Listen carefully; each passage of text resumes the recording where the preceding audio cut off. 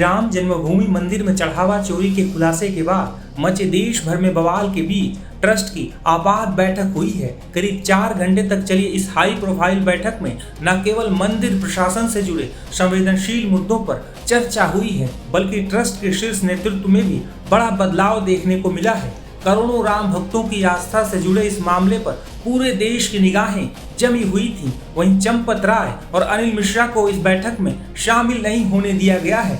बैठक के बाद मंदिर ट्रस्ट के कोषाध्यक्ष गोविंद गिरी ने मीडिया से बातचीत के दौरान बताया कि चंपत राय और अनिल मिश्रा का इस्तीफा मंजूर कर लिया गया है। अब मंदिर का सारा काम कृष्ण मोहन देखेंगे। बता दें कि अब चंपत राय के ट्रस्ट में कोई भूमिका नहीं होगी। अनिल मिश्रा भी ट्रस्ट और मंदिर की व्यवस्था से दूर रखे जाएंगे। इसके साथ ही गोविंद गिरी ने मंदिर से अन्य बहुमूल्य सामान गायब होने के झूठे प्रचार और अफवाहों से लोगों को सावधान रहने के लिए कहा है। इसके साथ ही उन्होंने कहा कि न्यास के पास रामायण और चरण पादुका जैसी कुल 2800 ऐतिहासिक और बहुमूल्य वस्तुएं पूरी तरह से रजिस्टर्ड हैं और वे सभी पूरी तरह सुरक्षित हैं, जिसका रजिस्टर भी उनके पास मौजूद है।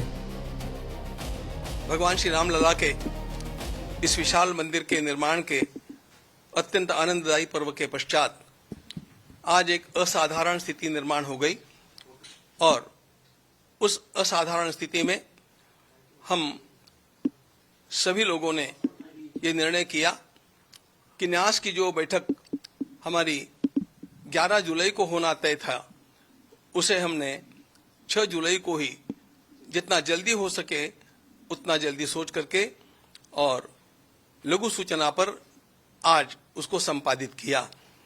इस बैठक में हमारा पूर्ण कोरम बड़ा अच्छा रहा।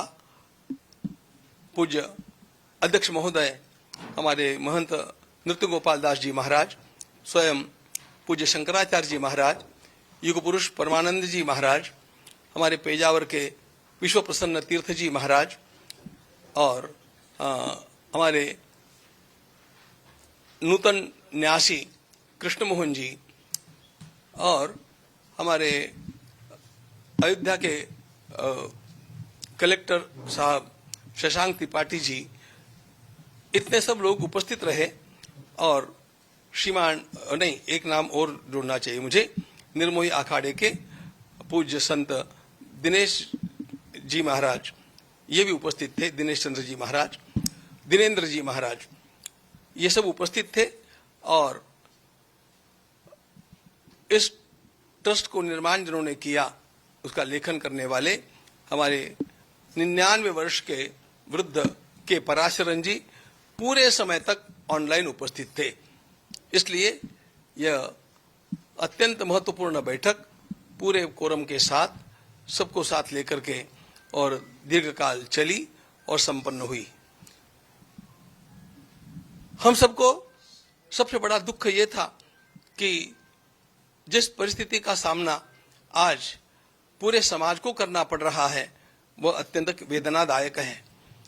भगवान श्री राम लला का मंदिर 500 वर्षों के अत्यंत बड़े संघर्ष के पश्चात, अनगिनत बलिदानों के पश्चात बना। इसके लिए लोगों ने अपने प्राणों की परवाह नहीं की, अपने करियर की परवाह नहीं की, परिवारों की परवाह नहीं की। और उस मंदिर के बनने के पश्चात यह जो यहाँ पर चढ़ावा चोरी का कांड हुंडी के दान पात्रों के क्षेत्र में गिनती के समय हुआ है, यह हम सब लोगों के लिए अत्यंत लज्जाजनक स्थिति है। हम सब लोग इससे आहत हैं, हम दुखी हैं। चोरी कितनी छोटी हुई और कितनी बड़ी हुई, ये बात हम लोगों के लिए बाद में आती है। पहले इस प्रकार का वातावरण यहाँ पर हुआ, इसी से हम आहत हैं। किंतु जो है वो हम सब लोगों के सामने है, उसका विचार करना हम लोगों का कर्तव्य होता है। इसलिए हम लोग नियत तिथि के भी कुछ दिन पहले आज बैठ करके गहन चिंतन में डूब गए, दुख में डूब गए। और इस स्थिति में हम लोगों की एक अनिवार्यता थी कि कुछ वातावरण जो निर्माण हुआ है, उस वातावरण के चलते हम लोगों को हमारे महामंत्री महोदय ने और हमारे एक न्यासी महामंत्री श्रीमान चंपत राय जी और न्यासी अनिल जी मिश्रा, इन दोनों ने त्यागपत्र प्रदान किया है। और जी, और यह महामंत्री के नाते काम करने वाले हमारे चंपत राय जी को बड़ी वेदना हुई और उनको लगा कि जब तक सारा न्याय ठीक से हो नहीं जाता, अपराधी पकड़े नहीं जाते और उनको उचित दंड नहीं मिलता, तब तक हम लोगों को वहां पर बने रहना ठीक नहीं लगता है। ये सोच करके उन्होंने स्वयं ये त्यागपत्र दिया। जिसको मान्य करना न मान्य करना ये हमारे हाथ की बात नहीं थी। के पराशरन जी ने एक बड़ा सुंदर मुद्दा सामने लाया कि संविधान के अनुसार, इस न्यास के बने हुए कॉन्स्टिट्यूशन संविधान के अनुसार त्यागपत्र देते ही वह स्वीकृत माना जाता है और इसलिए हम लोगों के पास अन्य कोई चारा ही नहीं था। उन्होंने स्वयं इस बात को हमें मूल क्लॉजेस को पढ़ करके दिखा करके समझाया कि you have got no choice. जब ये त्यागपत्र दे दिया है तो आपको उसको स्वीकार करना अस्वीकार करना ये बात आपके हाथ में नहीं है। अब उसको हम लोगों को मान ही लेना चाहिए। ऐसी स्थिति में और हम लोगों ने उसका स्वीकार भी कर लिया। उस समय हमने चंपता जी के द्वारा की गई सेवा का अभिनंदन भी किया। उदार अंतःकरण से उन्होंने स्वयं इस प्रकार का निर्णय लिया। उन्होंने राम मंदिर के निर्माण के लिए इतने वर्षों तक, आरंभ से लेकर जब यहाँ पर इस प्रकार की कोई हलचल भी नहीं थी, तब से लेकर के आज तक का कार्य उन्होंने किया है। उनके सारे कार्य का सम्मान करते हुए और फिर भी उन्होंने जो उदारता दिखाई है इस परिस्थिति में, उसका सम्मान करते हुए हम लोगों ने उसको स्वीकार किया है।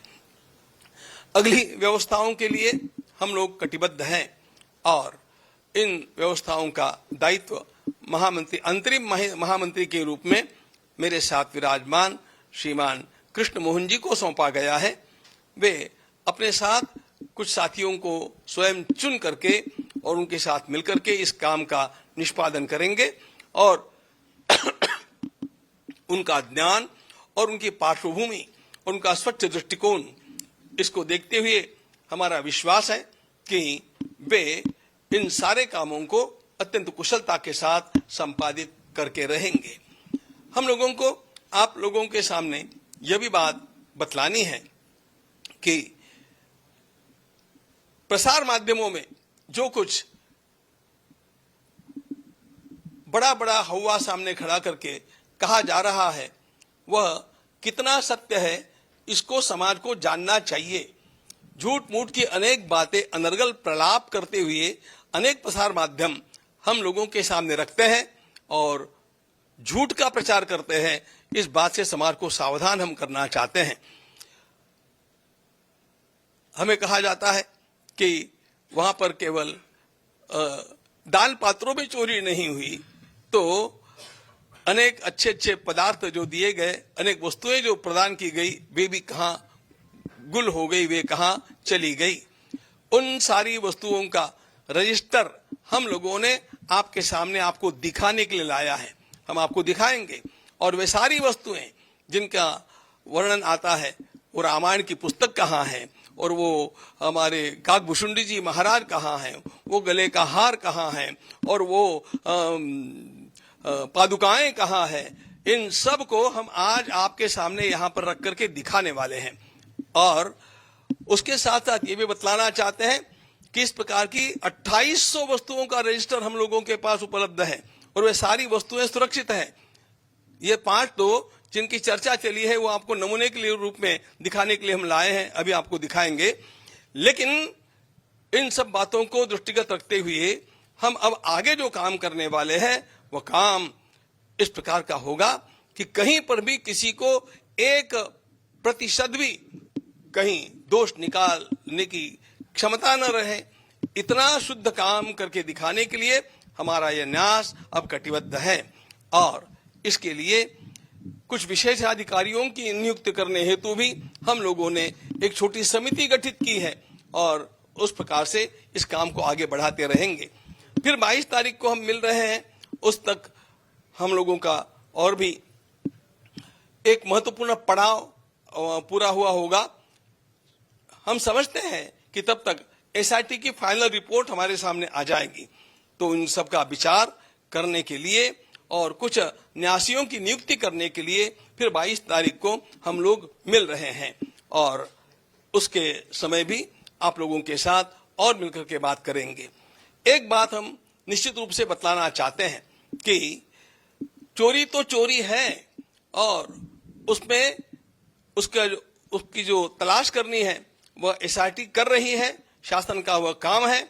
हम लोगों का भी आग्रह है कि इस प्रकार के जो अपराधी है उनको पकड़ा जाए और भी कोई छिपे अपराधी होंगे उनको खोजा जाए और उनको अपराध का दंड जैसा मिलना चाहिए वैसा मिलना ही चाहिए, इसके हम आग्रही हैं।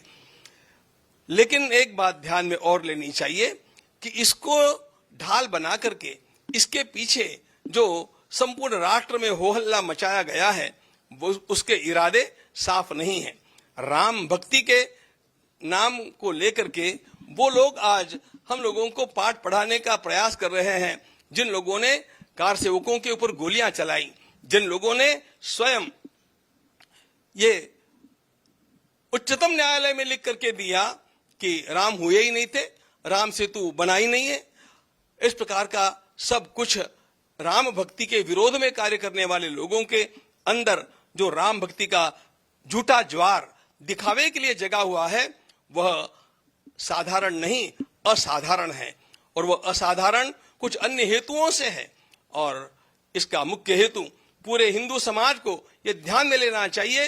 इसका मुख्य हेतु हम लोगों को बांटना है, राम भक्ति को दरार निर्माण करना है और हम लोग ऐसा पुनः संकल्प करते हैं कि इस राम भक्ति को हम बरकरार रखेंगे, इस राम भक्ति को दृढ़ करेंगे और किसी भी प्रकार की फूट हमारे समाज में निर्माण नहीं होने देंगे।